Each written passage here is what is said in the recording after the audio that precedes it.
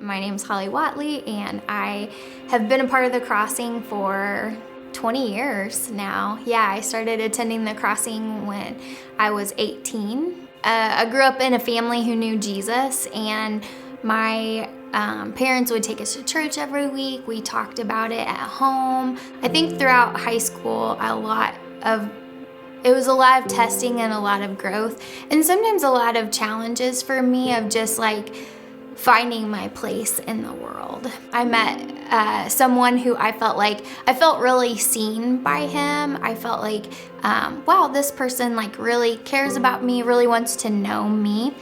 Eventually I left for college, we got married, and so I was pretty young when I got married. I was about 19. And in a lot of ways we had a great relationship, but in a lot of ways, like any relationship, there were things that were really hard too. And I think that it just created a lot of challenges in our marriage and a lot of challenges of like being two very different people. And all those challenges were had the potential of being growth opportunities, but for us, I think it just got to be more and more challenging. And we moved away from Quincy and from our church family and from all of our support system. And I think that's where a lot of those challenges became great, like insurmountable, basically. After my marriage ended, I came back to Quincy and I just felt very lost. I didn't know what to do. I didn't know what was left. I felt like I was just kind of sitting in the rubble of what used to be my life.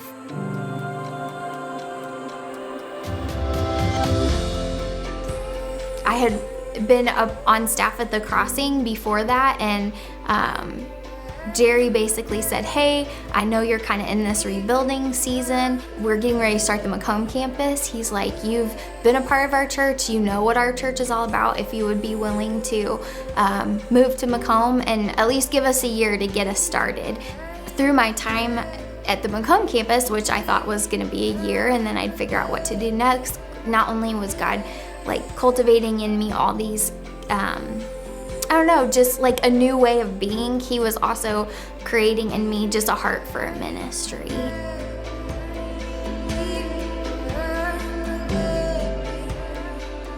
So going through that painful experience, it was very painful, but it was also amazing to see how God worked in that and used that. And then he ended up bringing me back to Quincy, where I've been ever since. And what's interesting is you go through this really painful chapter of your life that's full of change and full of growth and full of heartache, but also full of potential and possibility too.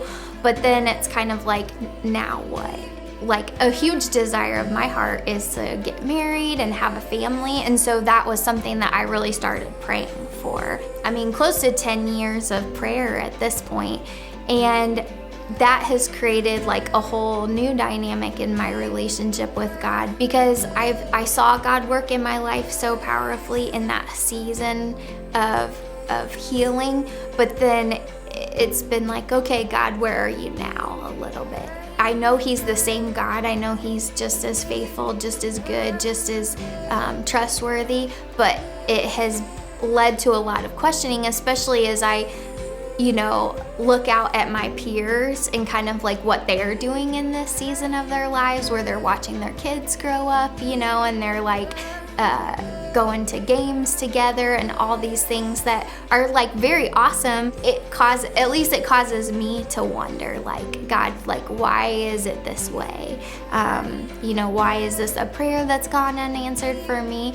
And what does that mean about God? What does that mean about me and our relationship if those things that you're praying for, if those longings of your heart aren't fulfilled this side of eternity?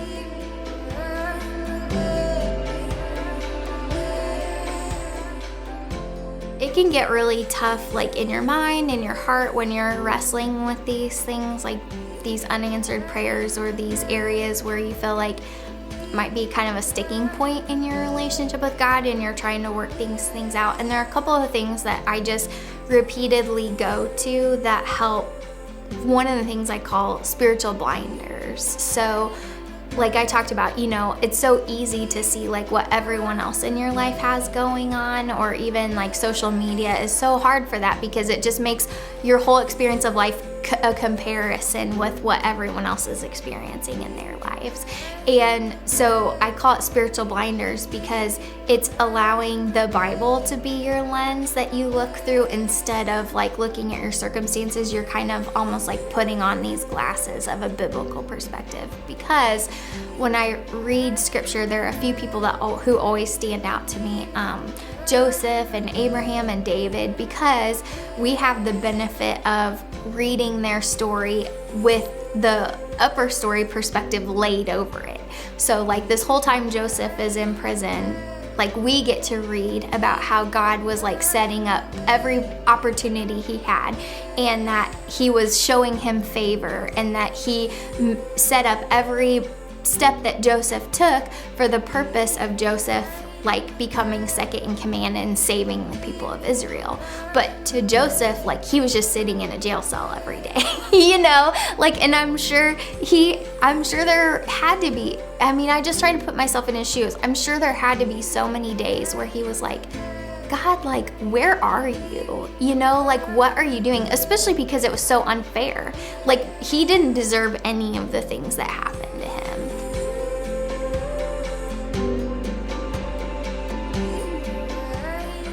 This week I was reading through a psalm, and in this psalm in particular just made me think of everything that I've been sharing, of just how the psalmist was pouring out his heart to God, and yet even in the midst of that was reminding himself of who God is, his faithfulness. It's just such a picture of this life with Jesus, of the hard, the questioning, the wondering, but yet always reminding ourselves of who God is, how great he is, how he's always working, and how like in the end he has already won the victory. So, and it's interesting, it's Psalm 102, and it literally says at the beginning of the psalm, a prayer of an afflicted person who has grown weak and pours out a lament before the Lord.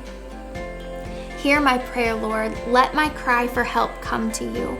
Do not hide your face from me when I am in distress. Turn your ear to me when I call, answer me quickly. For my days vanish like smoke. My bones burn like glowing embers. My heart is blighted and withered like grass. I forget to eat my food. In my distress, I groan aloud and am reduced to skin and bones. I am like a desert owl, like an owl among the ruins.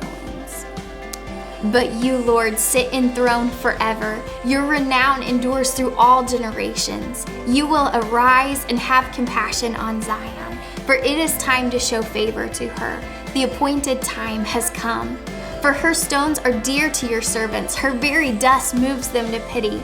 The nations will fear the name of the Lord. All the kings of the earth will revere your glory. For the Lord will rebuild Zion and appear in his glory. He will respond to the prayer of the destitute. He will not despise their plea.